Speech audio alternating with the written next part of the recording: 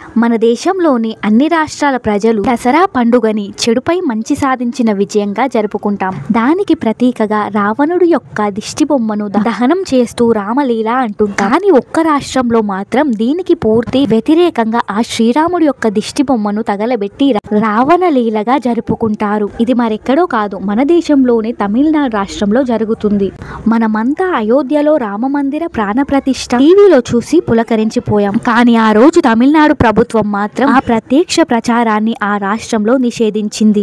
వాళ్ళు రావణుడిని ఒక గొప్ప రాజుగా, ఒక హీరోగా చూసి శ్రీరాముడిని మాత్రం ఒక కుట్రదారుడిగా చూస్తుంది. అసలు వాళ్ళు ఎందుకు అలా చేస్తున్నారు? అలా చేయడానికి గల కారణాలేంటి? ఎందుకు వాళ్ళు శ్రీరాముడిని అంత ద్వేషిస్తున్నారు? ఈ విషయాలన్నీ ఈ వీడియోలో తెలుసుకుందాం. ఈ కథ నిన్నో మొన్న మొదలైంది కాదు. అయోధ్య గొడవల తర్వాత ఈ మధ్య వచ్చిన రాజకీయ మార్పుల వల్ల మొదలైంది కాదు. దీని మూలలు కొన్ని దశాబ్దాల క్రితం తమిళ రాజకీయాలు ఒక సరికొత్త సిద్ధాంతం, వాటి యొక్క పునాదిపై నిర్మించబడుతూ రోజుల్లో ఉంది. ఈ సిద్ధాంతం కేవలం మతాన్ని ప్రశ్నించలేదు, అపహాస్యం చేసింది. కులాన్ని సవాలు చేయడం కాదు, ఏకంగా దేవుళ్లపైనే యుద్ధాన్ని ప్రకటించింది.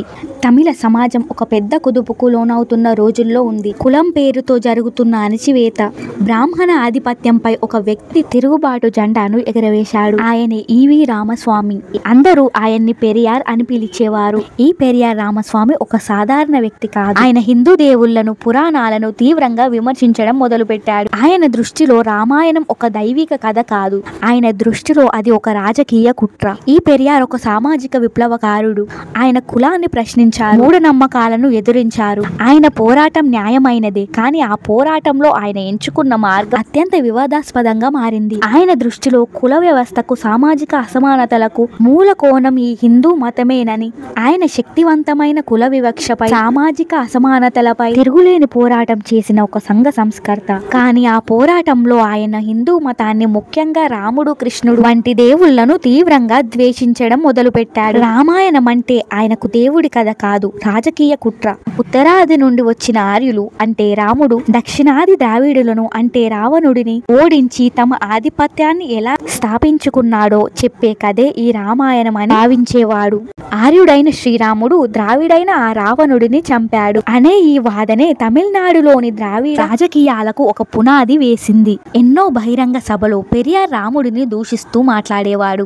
ఇక 1971లో జరిగిన ఒక సంఘటన ఆ తమిళనాడు యొక్క చరిత్రనే మార్చేసింది. 1971 జనవరి తమిళనాడులోని సీలం పట్టణంలో పెరియార్ రామస్వామి అప్పుడు మూఢనమ్మకాల నిర్మూలన మహాసభ అనే పేరుతో ఒక భారీ ర్యాలీని నిర్వహించాడు. ఆ ర్యాలీలో ఎంతో మంది చూస్తుండగా 10 అడుగుల శ్రీరాముడి యొక్క విగ్రహాన్ని చెప్పులతో కొట్టించి ఊరేగించాడు. సీతా, రామ, లక్ష్మణుల దేవుళ్లను అవమానిస్తూ నగ్నంగా చెప్పుల దండలతో ఉన్న అసభ్యకరమైన పోస్టర్లను ప్రదర్శించాడు. ఆ తర్వాత తుగ్లక్ అనే తమిళ్ న్యూస్ పేపర్ లో ఆ ర్యాలీలో జరిగిన ఘోరాలకు సంబంధించిన ఫోటోస్ బయటికి వచ్చాయి. సోషల్ మీడియా లేని రోజుల్లోనే ఆ ఫోటోస్ విపరీతంగా వైరల్ అయ్యాయి. ఆ సంఘటన తర్వాత తమిళనాడు అంటే శ్రీరాముడిని ద్వేషించే రాష్ట్రం అనే ఒక ముద్ర దేశవ్యాప్తంగా పడిపోయింది. ఇక 2 సంవత్సరాల తర్వాత అనగా 1973 డిసెంబర్ 24న ఆ పెరియార్ కన్ను మూశారు.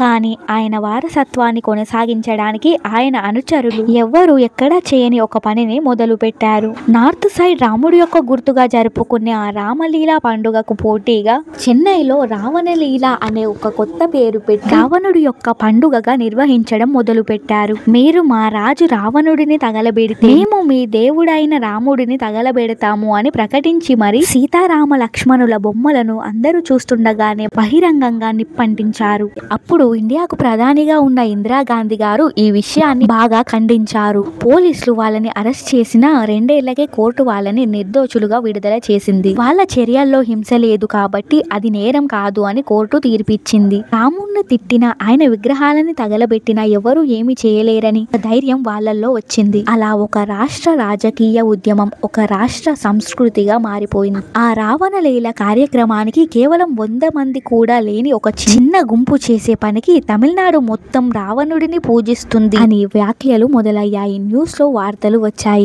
ఒక చిన్న రాజకీయ నిరసన ఒక పెద్ద సాంస్కృతిక తిరుగుబాటుగా ప్రపంచానికి చూపించారు. ఇప్పటికే ఆ కార్యక్రమాలు తమిళనాడులో అక్కడక్కడ జరుగుతూ ఉన్నాయి. ఈ ఇయర్ సెప్టెంబర్ 28 రోజు కూడా తమిళనాడులోని తిరుచురాపల్లిలో రాముడి బొమ్మను చెప్పులతో కొట్టి నిప్పంటించి దహనం చేశారు.